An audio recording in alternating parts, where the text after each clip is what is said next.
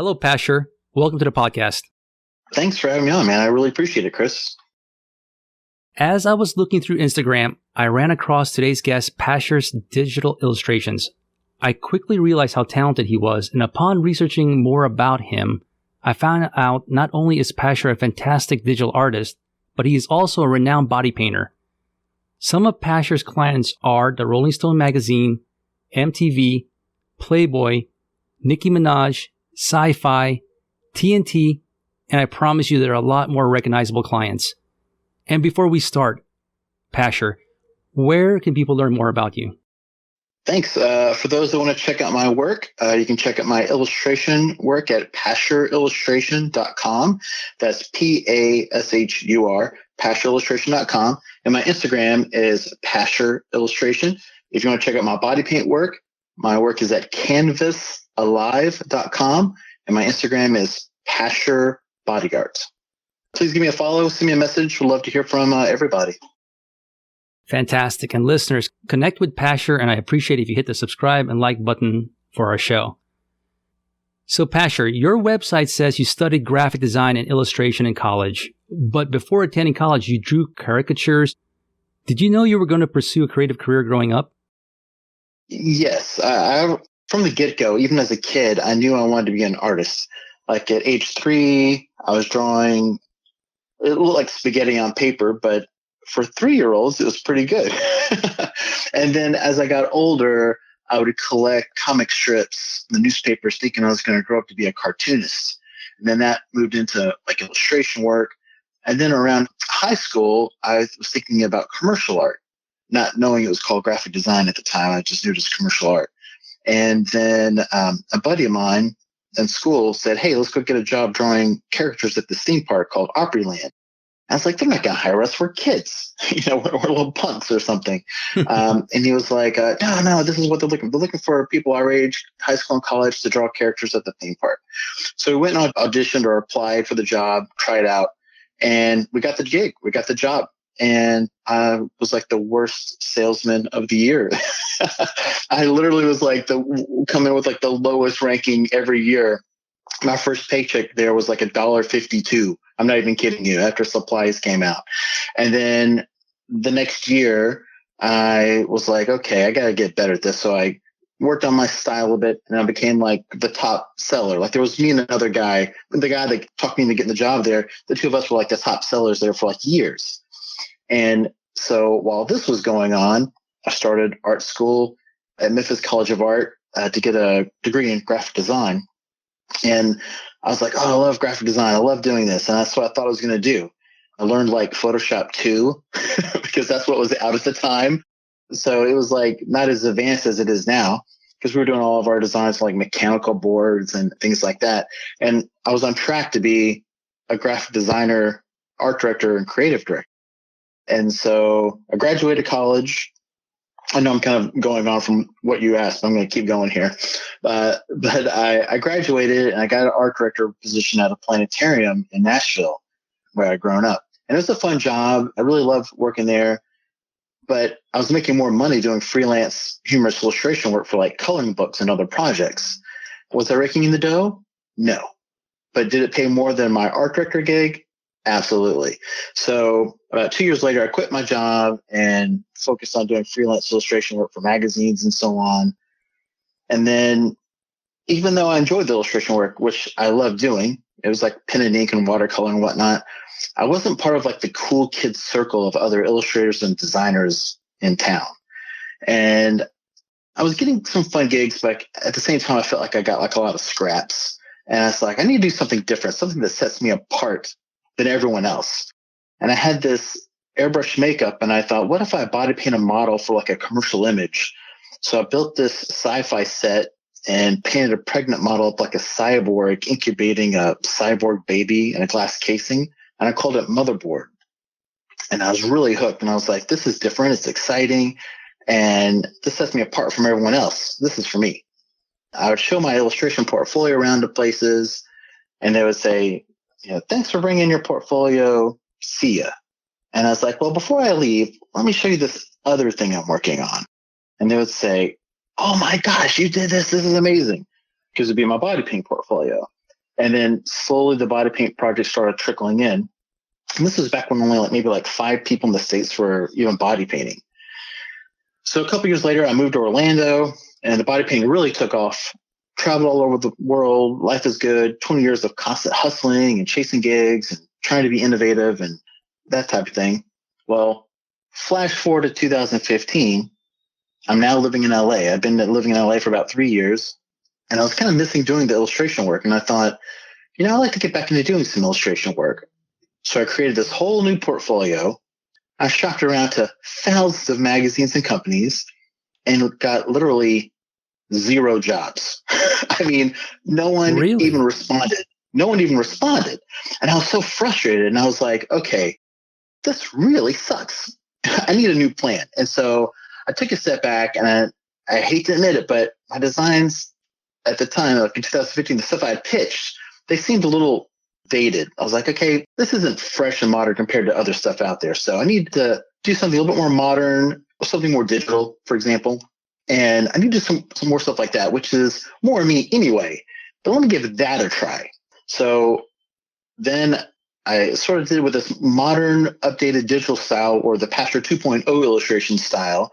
I entered a 2019 poster contest and a shirt contest for this event in Florida called Fantasy Fest, which is sort of like a wild tropical Mardi Gras. And I won both contests. And I was like, what? I was like on cloud 9. And that design kind of broke the dam. From that point on, work just flooded in. So, and, several people reached out to me about work, and it has not slowed down. And during the pandemic, since all the body paint work was on pause, I got to focus more and more on my illustration work, which was nice. And it's crazy because I went from 0 to 80. I'm not even kidding. It was just so frustrating not having no one even responding to my work. I'm like, I don't understand. I didn't think it was garbage, but maybe it was. I don't know. And so now work's coming in, and I still feel like it's blossoming because the best is yet to come, because I'm just getting back into the illustration work still. So it's only since 2019. I've just kind of gotten back into it. And so there it is. I mean, when I was younger, I wanted to do illustrations for all these big companies, and then I started body painting. So with body painting, I've done that. I've done work for all these big companies. So now when it comes to illustration, I want to draw the stuff that I want to draw, illustrate what I want to illustrate, like the fun stuff, like posters or cryptids or monsters or Halloween or laser tag or candy or comic books, anything fun, really. Versus back when I was doing illustration 20-something years ago, it was Pashur, we need these illustrations of manufactured homes going in this catalog for insurance. And So now it's I'm focusing on the fun stuff. Happiness has come forth, instead of the struggle. So I'm at the point in my illustration career now, that I wanted to be back then when I first started doing freelance illustration.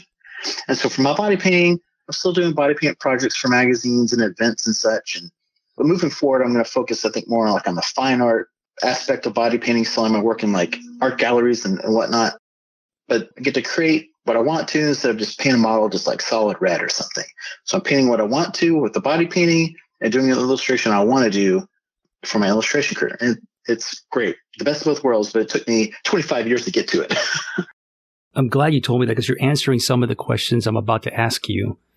And so I feel like I have an eye for seeing talent, and your digital art posters are amazing. And listeners, check out his Halloween posters and illustrations. It's simply drawn perfectly, and you've won awards for them. My question is, and you've answered this, and everybody would love to be compensated for illustration work.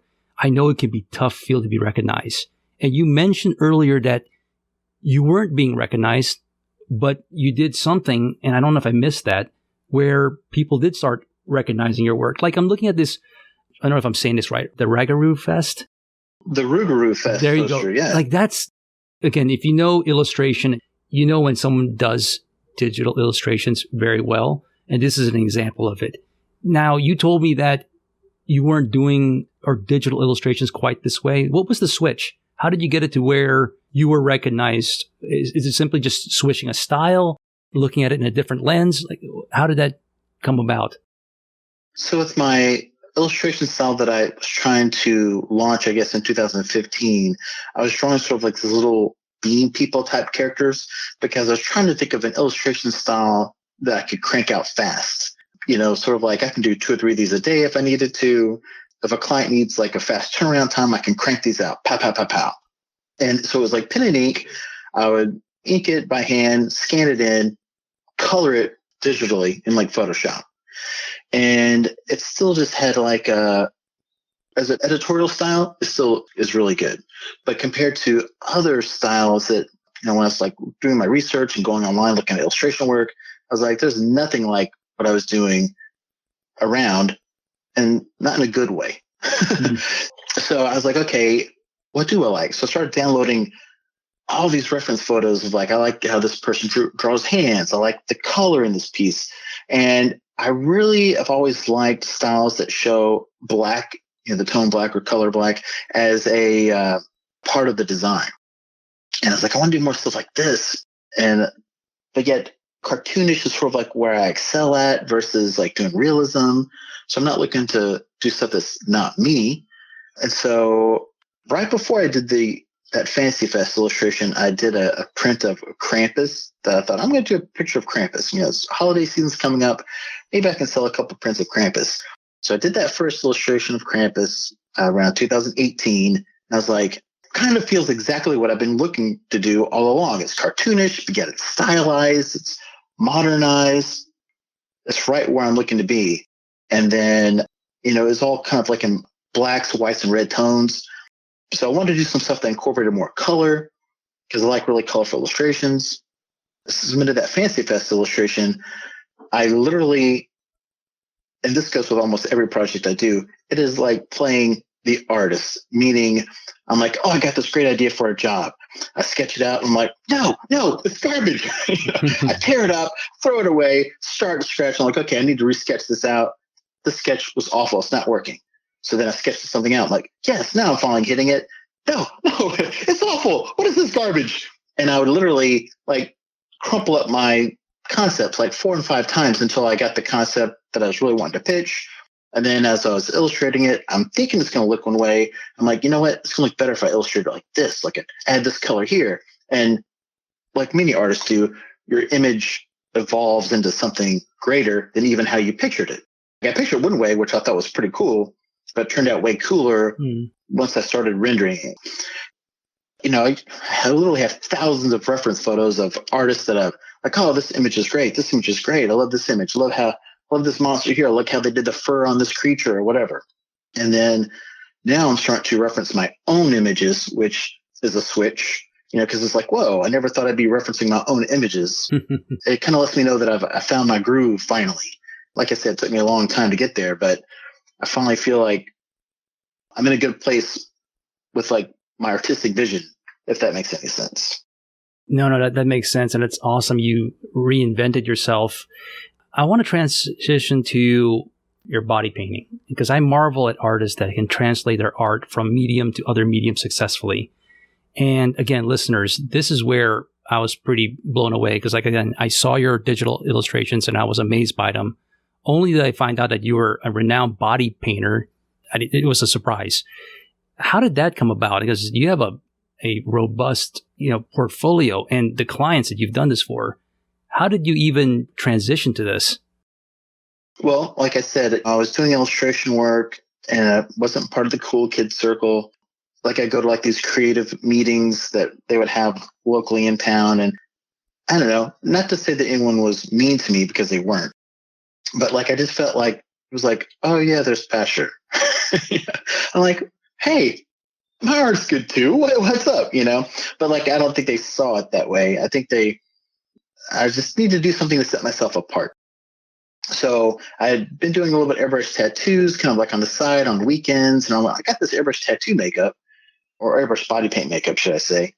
Let me try painting a model. So I painted a model. My friend photographed it and we're like, oh my gosh, we got to do more of this. This is incredible. And the work started trickling in. And it's interesting because initially when I was an illustrator, when I was doing the freelance illustration at first, like in the late 90s, I would literally sit at my drawing table, look out the window and go, oh, it'd be really cool to go to Italy one day, but that'll probably never really happen. Like, oh, it'd be cool to go to Australia, but that'll probably never really happen because, I wasn't really making a huge amount of money as a freelance illustrator. I was getting jobs, but I was paying like $300 or $600. I wasn't making a ton of money doing it. And so just seemed like such a distant dream. And then as a body painter, doors started opening up. I started getting, like, if you said, hey, make a list of all the clients you wish you could have, write them down. That's what I would pretty much do. And I'd go after them thinking like, well, maybe they'll hire me for this. Maybe they'll hire me for this. And usually you wouldn't hear back from them. And then like a year later, you'd get a call from them and be like, oh, you sent us that email a year ago about some body painting. I'm like, oh yeah, let's talk. And so all these clients that I never really thought I would ever have, or if you said I'd have all these clients, I'd be like, yeah, you're dreaming. One day, like I'll have those as clients. No way. I was getting those clients. And sorry, I've kind of lost the question. No, this is interesting. This is interesting because you're letting me see behind the curtain, so to speak, because if I'm understanding you right, you were sending off your portfolio of some body paint that you were doing on models. And these big clients that I reeled off earlier, they were maybe not answering you immediately, but at some point they were like, wow, you know what? I remember this email coming across my table. Why don't we do a photo shoot that is different than what we typically do, where the model typically wears clothes, but what if we just did this with body art painting and it will set us apart? Which will lead me to this question. How did you get this opportunity? Because I see that you've been in numerous magazine covers, but specifically the cover of Rolling Stone magazine. Maybe you can just talk about that opportunity and that experience. Well, it's funny. I would teach these workshops all over the world at body paint conventions and whatnot. And I would say, like, for example, if Rolling Stone hired you for a project, you're probably going to charge a little bit more than if you did it for a local client, because it's talking about how charge for worldwide distribution versus like regional and that type of thing. And then one day I get this phone call. I'm living in LA. I get this phone call, and this lady is like, yes, I was wondering if you are available to do a project in 2 days for cover of Rolling Stone magazine. And I remember saying, did you say Rolling Stone magazine? And she's like, yes, Rolling Stone magazine. I'm like, not to cut in, but you never reached out to them. You've never reached out to them, or did you did? Well, yes and no. It's very funny how it all worked out, because I'd probably hit them up before, but it just kind of like I'd email someone there and it just kind of like fell into the email abyss. No one ever responded if they even saw it. Probably emailing the wrong person, because I literally would hit up everyone for work. Like, hey, I want to do something for this company. So I'd email them. I'd call them. I would constantly hit people up. I was like the hustler in that sense. I was always going for it, like aim for it and go, like, don't take no for an answer, get to that client. But then out of the blue, they contacted me for this gig. But just a month before, I'd body painted some women as sugar skulls for Smirnoff. And it ended up on the Rolling Stone website because they were at this event. Rolling Stone just happened to be at this event. It ended up on the Rolling Stone website. And then I'm like, what? That's crazy. That's pretty cool.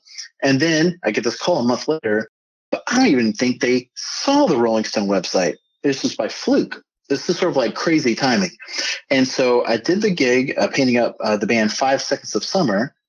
I brought in a team of people to help me out. They were all awesome. And we painted this, and I said to the lady that hired me, I said, hey, by the way, how'd you find me? How'd you come across me? And she said, oh, we found you on Instagram. What? That social media site that only have like 4 pictures posted and only like 10 followers? You found me on there? And that's when I was like, I need to be paying a lot more attention to my social media. Wow. Holy crap. Yeah. So now it's like I'm trying to post all the time, and it's a business all in itself. It's exhausting. Forgive me, because I saw the cover of the Rolling Stone magazine that you've done. I didn't recognize the band. It's funny because when they asked me to do the job, I didn't know who they were either. But since then, I've actually heard their songs on the radio, and I'm like, oh, I know that song. So it's a band called 5 Seconds of Summer. They're an Australian boy, kind of like punk rock band. And they told me that they were going to have me paint the lyrics of that band, like the band's lyrics on their body.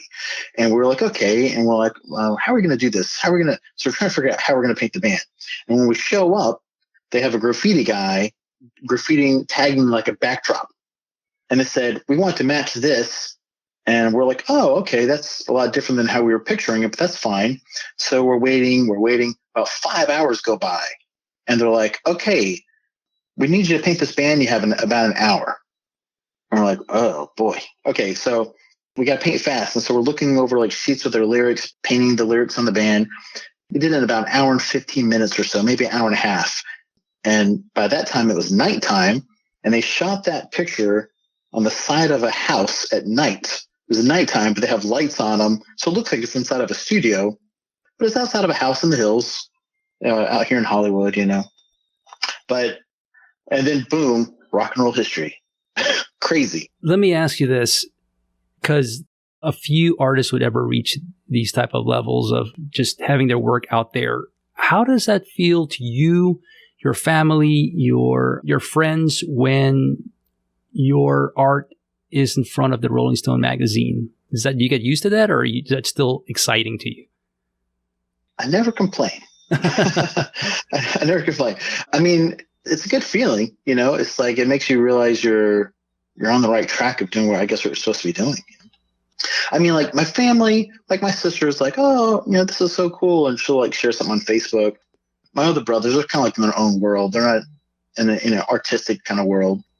They still, I think I draw characters still. I'm not even kidding. I'm not even kidding. Really? They're like, do you still do caricatures? I'm like, no.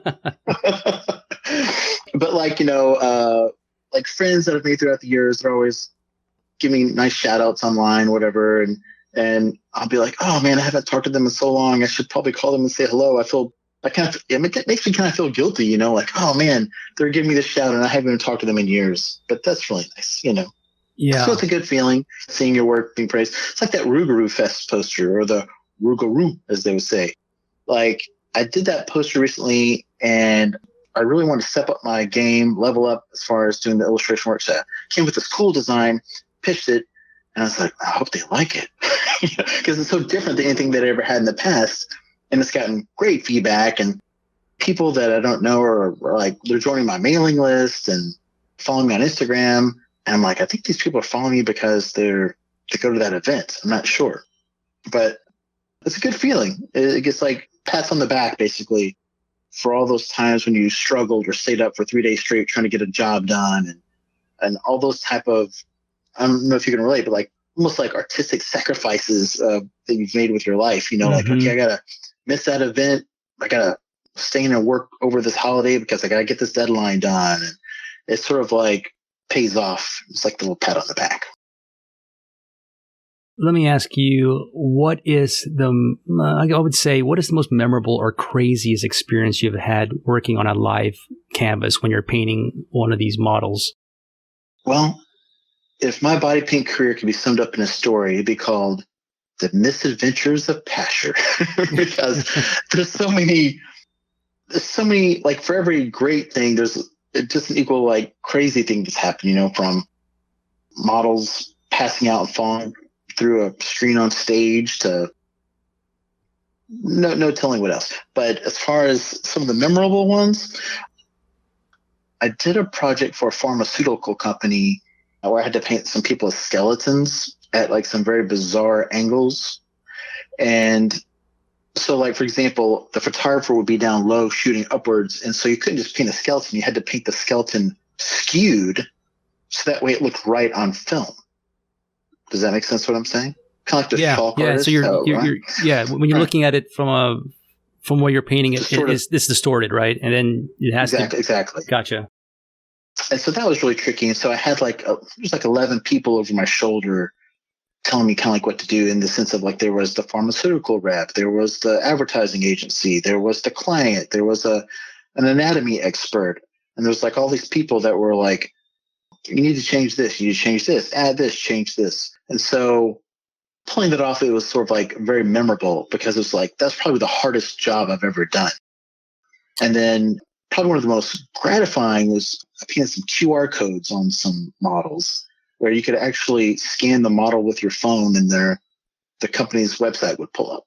Wow. So that's pretty cool. That is really cool. Interactive. Yeah. But every job is to me, like, oh, this is my favorite piece. And then the next piece I do, oh, this is my favorite piece. Just because the pieces that I did back in the day, I'm like, I hope they go in a vault and no one ever sees them. Although that helped me get to where I'm at. Just because we always self-improve and we're our own worst critic. You're like, oh man, I shouldn't have done that. I should have done this. And with like artwork, illustrations or fine art, you might sketch that piece 10, 20 times before you actually paint it or attack it, your final render. But with body painting, a lot of times, sometimes you don't get a chance to sketch it. You show up with a plan and the client's like, no, we're going to change it. We're doing this instead. And you're like, okay, so just got to make something up on the spot. And so you don't get that chance to sketch a lot of these things out. I'd probably say 85% of my pieces on my website are stuff I made up on the fly because I didn't have a chance to sketch it or something, you know? And so it's good to prep and be prepared and whatnot. But the canvas itself and these models, are they, I'm just trying to picture it, are they supposed to stand still? Do you have fans blowing at them so they don't sweat? Are they uncomfortable being, I guess most of the time they're almost nude, right? So how is that actual day that you're actually painting on them? Are they talking? Are they quiet? Yeah, you're painting them, you're cutting up with them all.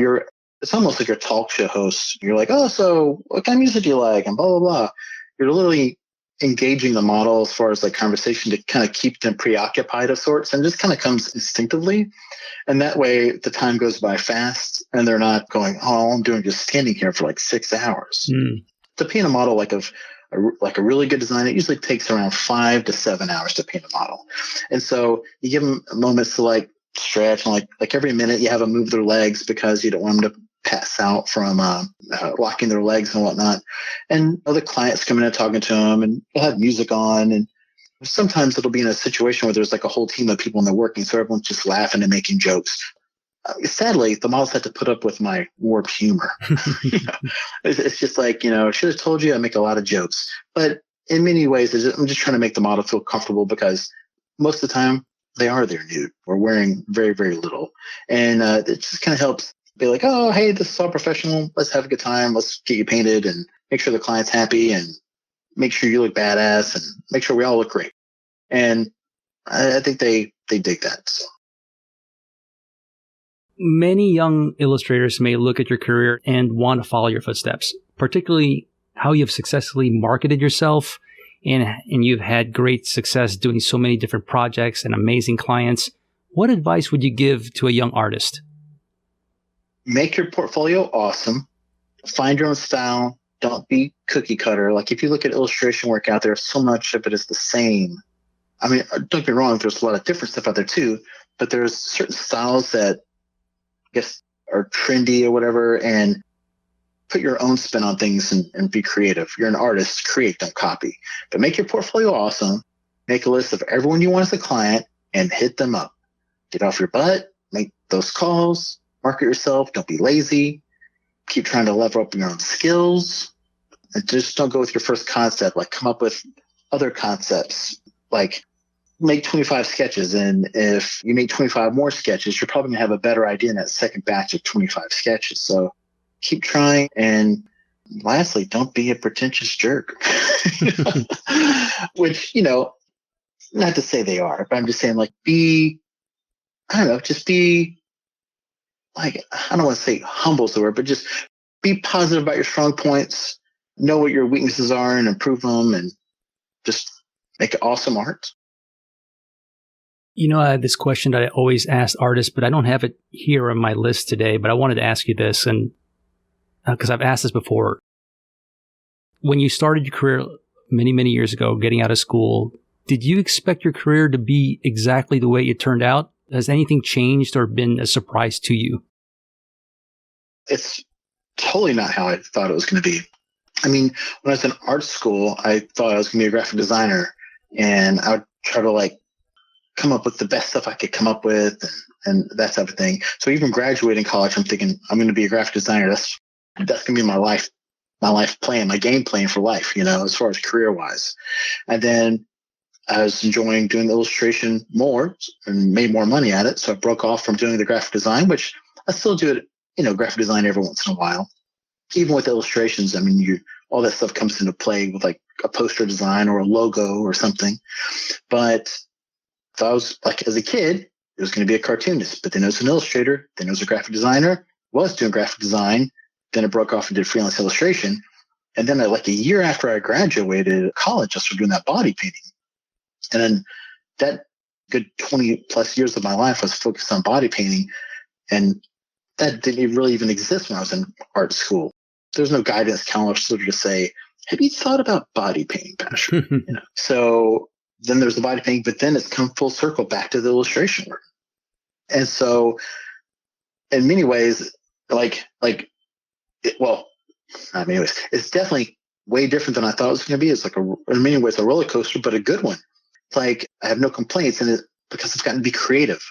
And let's say next year, computers all went down and it's like, oh, I can't do digital illustration anymore. I'd find something else. I would do cartooning or come up with an animated TV show or something. I'd do something creative artistically. And that keeps my creative brain happy. So we are near the end of the show, but I really wanted to ask you about a part of your website where you title it Bizarre Yet True Facts About Pashur. Maybe you can quickly speak to each information that you've listed. I'm going to run through a couple of these. I don't know if these were half jokingly or they're real, but your site says when you were a kid, you walked into a burglar in your home. My goodness. I mean, I'm glad you're okay. What happened there? Me too.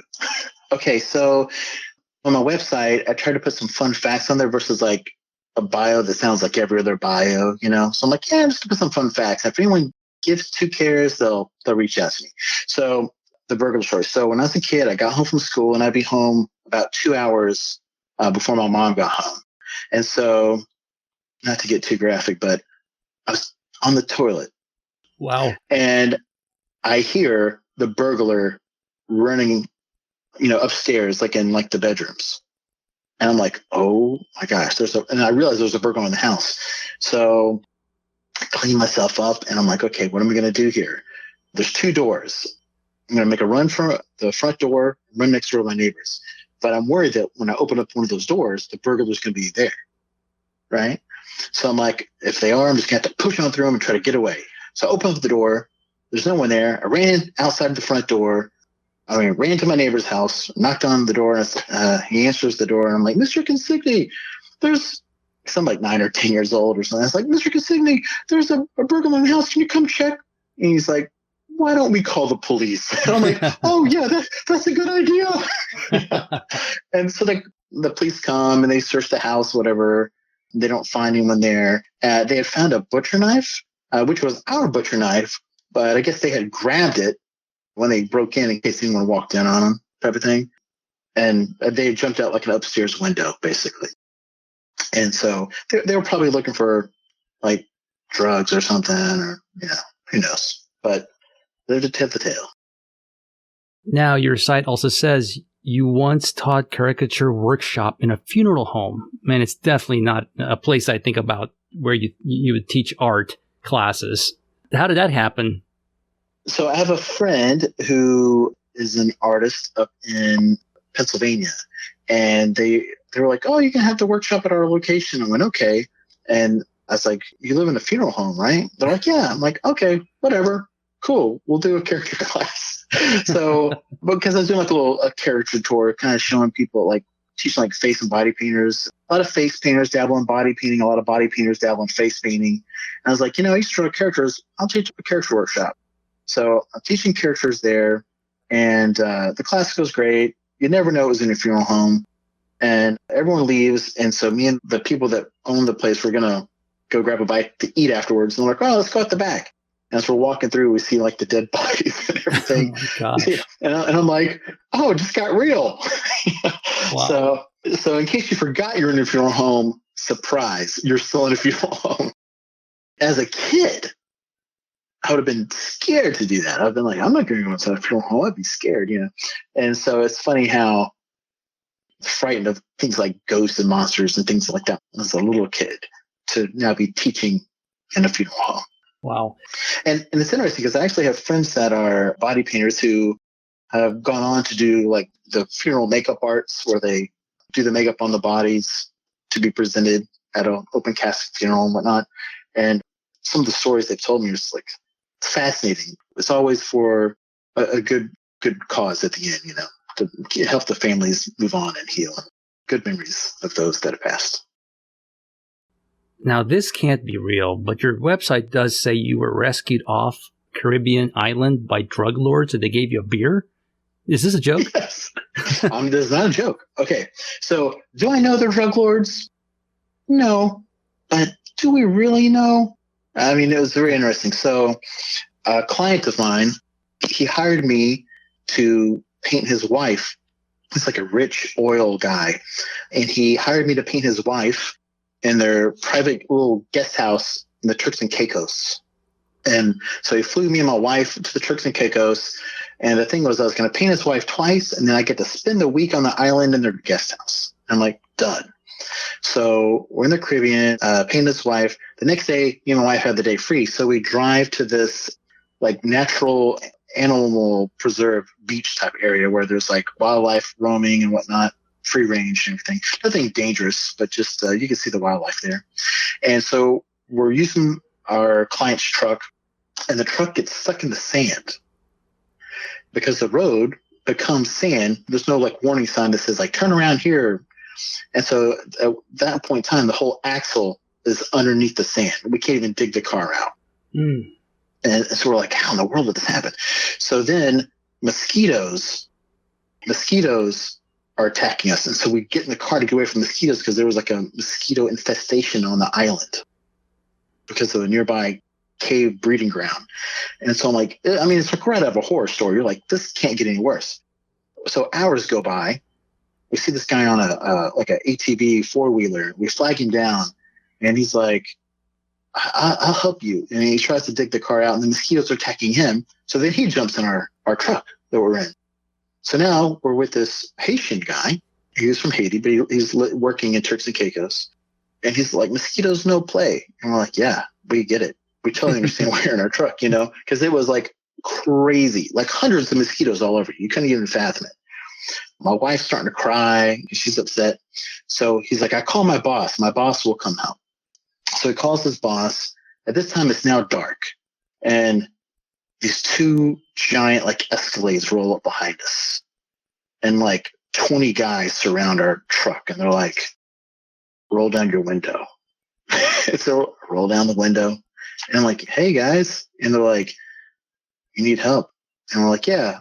And so they tie a chain around our truck and they pull us out. And they come over and they're like, you follow us now. And we're like, okay. And there's nowhere we could go. Even if we're like, let's make a break for it. Where are you going to go? We're on an island. There's nowhere to hide. There's no tree to hide behind. I mean, there's nowhere. So we follow them. And one car's in front of us, one car's behind us, like a caravan. And they lead us into this compound, like a high gated compound. And so we pull in and we're like, okay, this is where we're going to die. They're going to kill us here. That's what we're thinking. Gosh. And so he's like, how long have you been out there? And I'm like, we've probably been out there about 6 or 7 hours. He's like, let's get you a beer. I'm like, okay. And they give us conch fritters and beer. And I'm like, thanks, guys. We really appreciate it. Like, I'm going to give you some money or something for helping us out. And they're like, all right, take care. And I'm like, okay, thanks. Bye. And we drove away. But like, we were very nervous, I mean, it was scary, but they were nice to us. So no problems with them. They helped us out. They pulled us out, but we were like, oh man, what's about to happen here? It was scary. So were they drug lords? No, but they when you picture it in a movie, that's what they had to have been. And this compound, probably their their shop, if you will, but regardless, thanks for saving us. They were awesome. Yeah, wow. Those were just great stories, and thank you for sharing your creative journey. Lastly, where can people connect with you again? Well, first of all, thanks so much for having me on the show again. I really do appreciate it. I really do love the show. It's very insightful. I've gotten many, many great tips on the show, and I hope that this goes on for a very long time. Thank you. For those that want to check out my work again, my illustration work is PashurIllustration.com. That is Pashur, PashurIllustration.com. My Instagram is Pashur Illustration. You can also follow my body paint website, canvasalive.com, and my Instagram is Pashur Body Art. Chris, thank you, sir. Thank you. And listeners, make sure you connect with them. You won't regret it. Great art, great body paint. And till next time, take care, everyone, and bye.